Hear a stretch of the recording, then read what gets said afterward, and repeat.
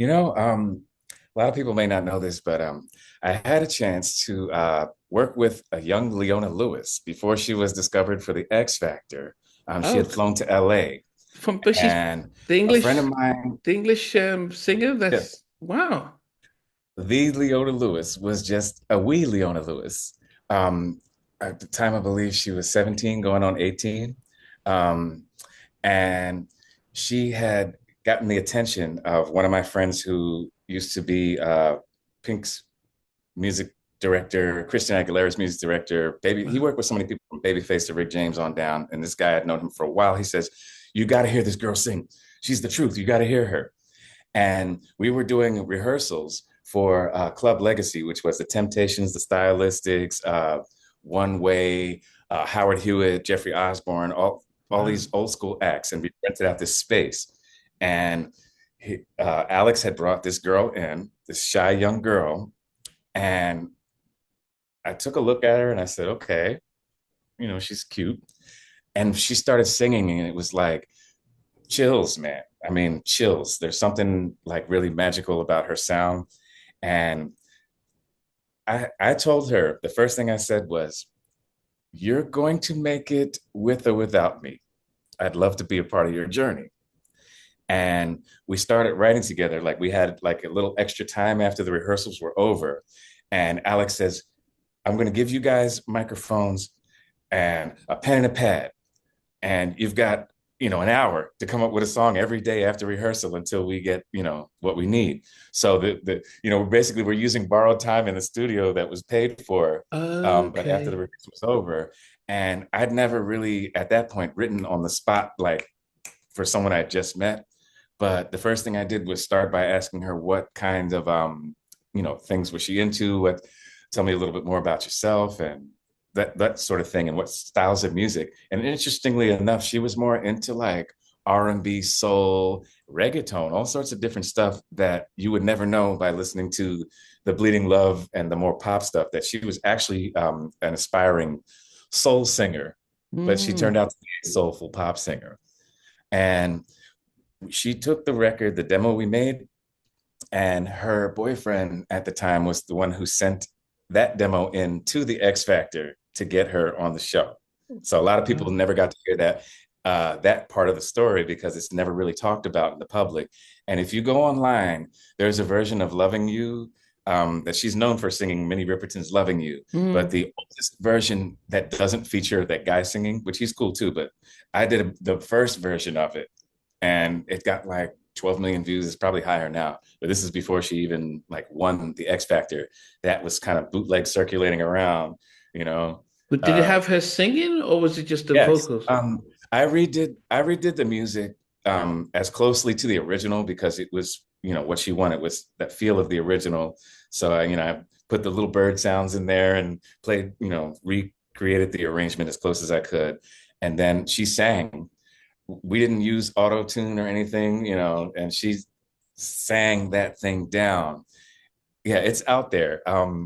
Like I said, there's several versions that have come since that one that are pre X Factor. There's one with a guy who produced one with kind of a little bouncy beat, but the oldest version of it, which is just it doesn't have drums, and it's just her singing. That's the version I produced, Oh, and there's okay. some other ones I did. I guess it'd be if there were so many because I'm looking, trying to search for it, but I'll shoot you the link. I'll shoot you the okay, link. because okay, okay. There's one with okay, yeah. If you send the link, that would be interesting. Wow, I, Yeah. And I want I to give a shout out to John Forbes, by the way. John Forbes, amongst other things, also was Neo's music director at one point. He's done so many things, this guy. He was the one who was the co-executive producer who actually, without him, we wouldn't have had that facility or that space. And he also played, we did some demos, me, him, said Alex, me, and John Forbes.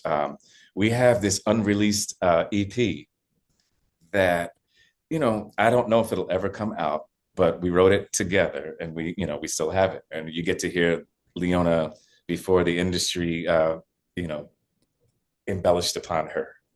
so what happens though? Because if because I think the story we got when she was on the X Factor is that she was just a receptionist and she just came from work just to audition, and she's never really sang before. But we didn't realize that she had been in America, then went back. Yes, she came twice, as far as I know. When I was introduced to her at first, she had like a relative or someone managing her because she still hadn't turned 18 yet. Um, and she was working on things like the demos that we're talking about. But because she was brought to me, she already had made whatever agreement, with her management and her family. Then when Okay. she came back, she was over 18 and she had come back and said, I really liked what we did together. I want to do a couple more songs. And then I shopped it around in LA and got some interest from Capitol Records and Jazzy Faye. I don't The know Jazzy why Faye that did materialized. Sierra. Yes, yes. And now, in hindsight, it may not have been the best fit because obviously they're two different type of artists, but Mm. Jesse Faye is a dope producer. Um, I can't say the same about Leona's dancing. Sorry, babe. So I mean, like, it might not have been the best fit. I did not hear the record. I could be wrong. And I'm not trying to knock her for her dancing, but it's kind of like Whitney Houston doing a Ciara Mm. record. You're like, okay, well, I Yeah, can dance yeah. to the and you. Um, that being said, I don't know what happened to that deal, but all of this took place before X Factor. Oh, so So Jazzy did try and do something. yeah, as far as I know, because they came, they meaning some Capitol executives who were friends of mine, came to my apartment because at the time, she was recording. Like I had a apartment, kind of like a making the band kind of place where the downstairs was a studio and then the upstairs was like residences. And um, you remember the group Third Story? Yeah, yes, yes, yes. Oh, yeah, Well, yeah, their yeah, band, yeah, yeah. yes, But they were with yes. Jackie, So and yeah, it's funny I how was small the working on world this is, right? that So album. I was working on that yes, album. so Third Story had a road manager. Shout out to Crazy Cat Entertainment.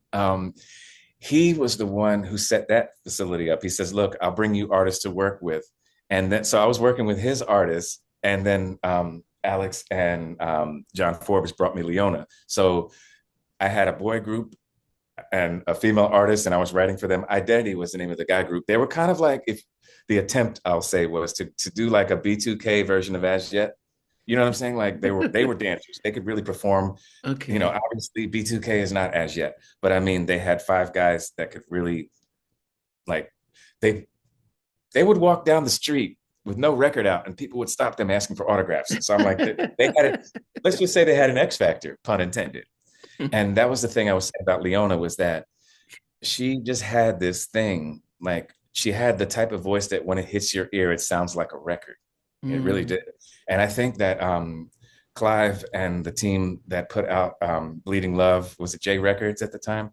I yeah. think they actually underestimated her vocally. Like they didn't push her as far as she could have gone marketing wise. Here in America, it's a little different because the competition is such and that sort of thing.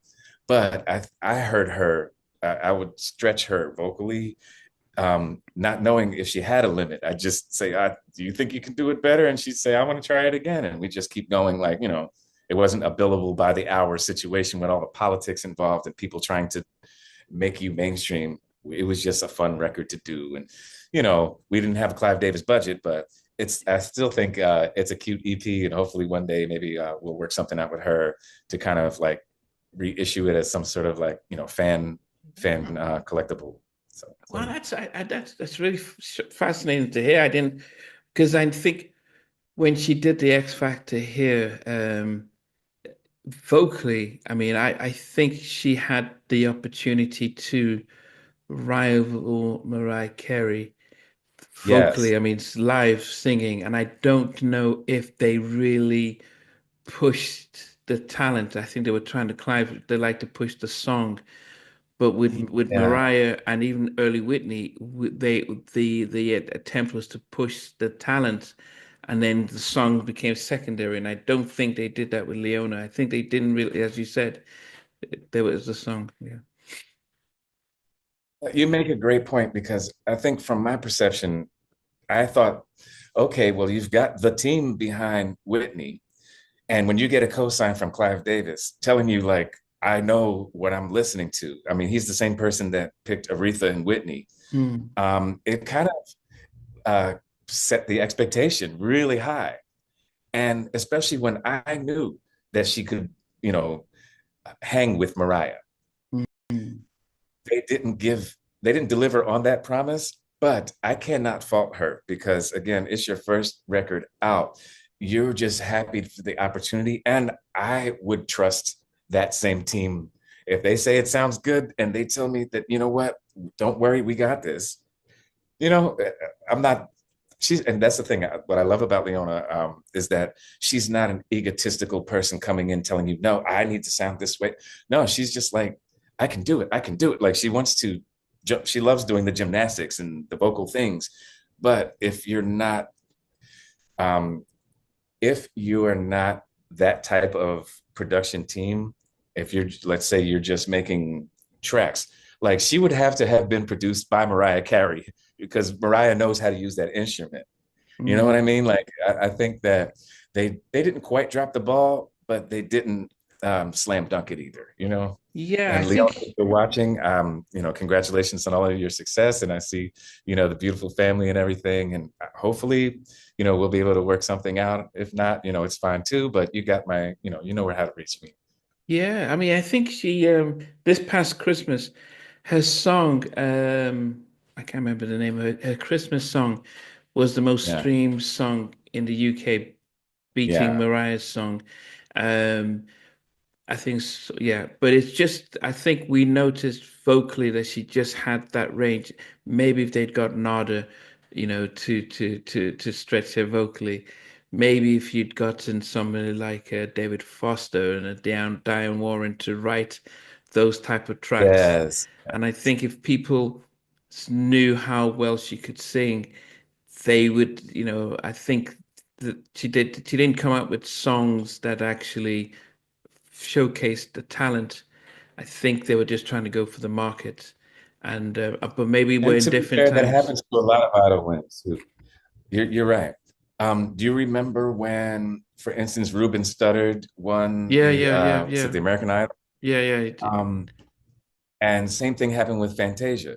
Everyone knew they could sing, but when it came time to do the music, I think too many cooks spoiled the broth, the A&Rs, everyone's trying to play it safe and like do just enough because they don't want to do too much. And like, you know, it's a lot of competing interests that get in Mm, the way of just, you know, they're like, we want to make you mainstream, so we can't make it too gospel. But how are you going to sing with soul and not make it gospel? And you know, without making it a religious song. And then you got people saying, well, it sounds good to me. You know, it's just yeah, yeah. a But lot easier you, when you have a team that's like yeah, no, yeah.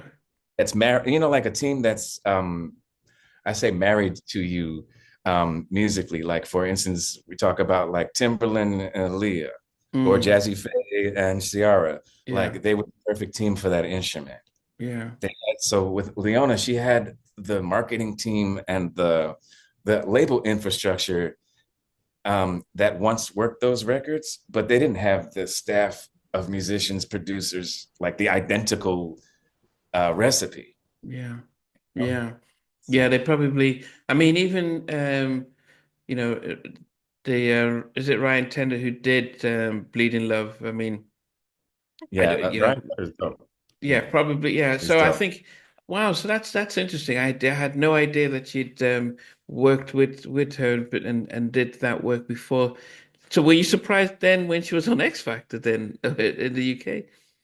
You know what? It was one of those things where when we last spoke in person, like she had actually bought me like this little book for my birthday. I still have it. It's a little book, like a Serenity, Daily Serenity. It was like a little coffee table book, and she signed it, you know. And again, it was just like one of those parting gifts. Didn't think anything of it. Um, After the deal was done, or you know, I heard about it from my friend at Capitol, but by the time I had heard about it, like I hadn't spoken to her in a while, and I would have looked out for her. I don't like again, I don't know how the deal went down. I did not see the paperwork. All I know is that one minute I'm hearing about a deal, and the next minute she flew back to England, and then the X Factor. So I thought, okay, well, either that didn't work out, or you know, if she had called me for advice, I would have gladly given it. And just because they were my friends, I didn't work for Capitol Records. You know what I mean? It was a situation where I helped a friend get a job there because he needed like an internship in order to qualify. And then once he got his feet wet, they actually promoted him, and he went about his business. But if the paperwork wasn't right or something, about the deal didn't sit with her, I respect that. Um, but the next time I saw her after the studio was X Factor, and I was surprised. Like, I wasn't shocked that she was on it, but I'm like, yeah, this might be the move for her. This should work out. Yeah, if it's one of those things where somebody sends a demo into the producers of X Factor, and they're like, okay, this is a talent, but we want to use the show as an exposure, but we're definitely going to sign you. I think that becomes a safer route where you can showcase yourself and then almost go for the highest bidder. Maybe that's probably how they pretty much prearranged it. Like, win or lose, you're signed. And Simon has a track Yeah. record of actually breaking groups. So I think if they were given the choice of a deal that might not have looked good on paper, events as that, who knows? Yeah, like you're right. I respect that decision, especially based on the kind of artist she is. We talked about this the last time about how some artists are writers, they want creative control, and they just want to find somebody to invest in that. Then there are other artists like a Whitney Houston who are a vehicle for songs. They can sing, sing the back of a cereal box and make it sound good. So if you're that type of an instrument, you want to have the best shot at being seen and heard so that the best people come and work with you. Yeah, it was a cool black night when we first locked eyes. Ladies in the skies, messing up the words on time. Wherever we climb, listen to the stars that shine. Got to take it one more time, so press rewind. Whatever you desire, we can discuss. So let's just set aside lust, focus on us, and build trust. Yes, you the best, nothing less. We connect with finesse on our quest to possess happiness. Come on. If I was your girl, I give you everything you if need. I was your girl, You never worry about a if I thing. was your girl, You know I keep you satisfied. if I was your girl, Watch you.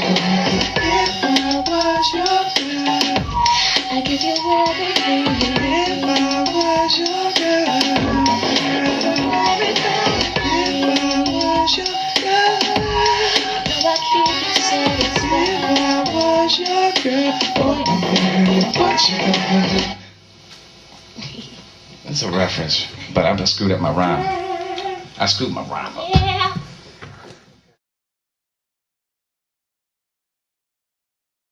Hey guys, thanks for watching. Thanks for being a part of Halftime Chat.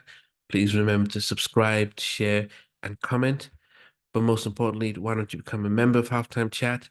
We've got amazing videos, amazing perks, and being able to support the channel. But anyway, thanks for watching. Take care. I never participated in that category. And somewhere in between, us or even loving us, on which I didn't miss you with. What was it like growing up? she's still making an impact on 4 houses down. I have a couple of pieces. Trying to get this one and that one. That works for you, but just for me, No, okay. They don't understand what those boys and men all Play it. I mean, I love all different genres.